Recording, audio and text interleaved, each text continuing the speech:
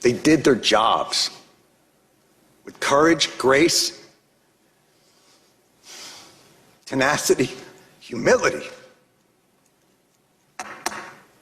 18 years later, do yours. Thank you.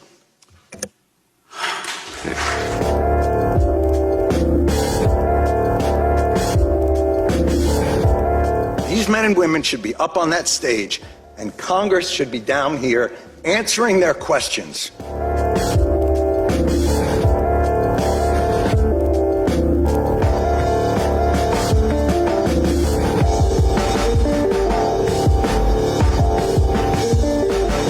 Behind me, a filled room of 9/11 first responders, and in front of me, a nearly empty Congress. Sick and dying, they brought themselves down here to speak to no one. It's shameful. It's an embarrassment to the country, and it is a stain on this institution.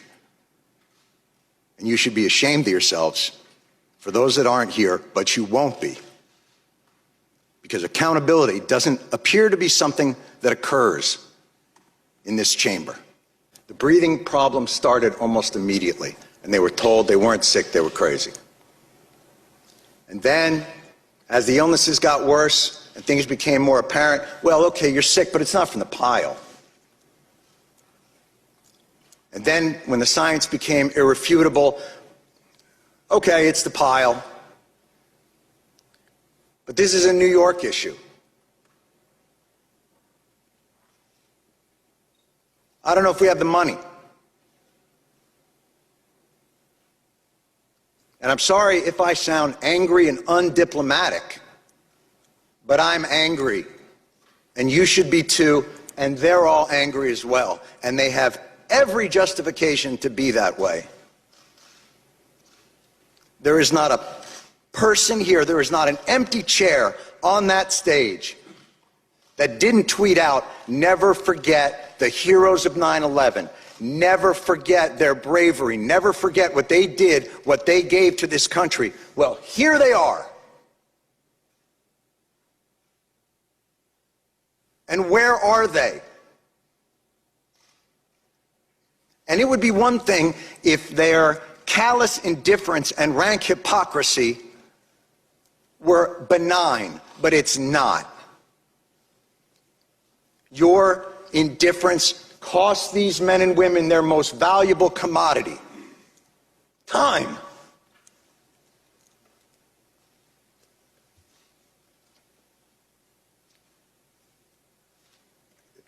It's the one thing they're running out of.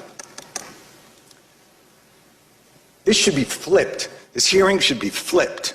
These men and women should be up on that stage, and Congress should be down here answering their questions as to why this is so damn hard and takes so damn long.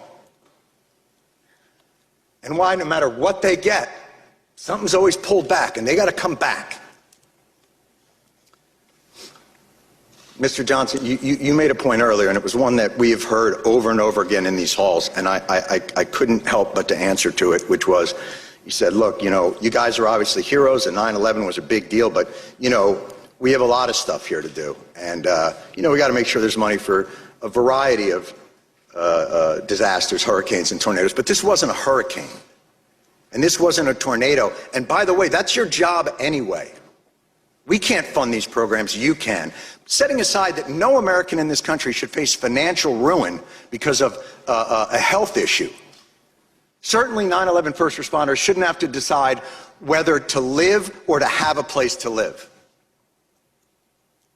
And the idea that you can only give them 5 more years of the VCF because you're not quite sure what's going to happen 5 years from now, well, I can tell you, I'm pretty sure what's going to happen 5 years from now.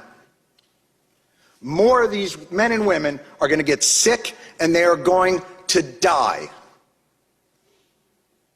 And I am awfully tired of hearing that it's a 9/11 New York issue. Al-Qaeda didn't shout death to Tribeca. They attacked America, and these men and women, and their response to it, is what brought our country back. It's what gave a reeling nation a solid foundation to stand back upon, to remind us of why this country is great, of why this country is worth fighting for, and you are ignoring them.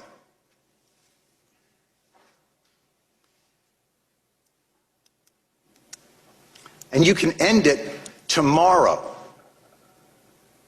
Why this bill isn't unanimous consent and a standalone issue is beyond my comprehension. And I have yet to hear a reasonable explanation for why. They responded in 5 seconds.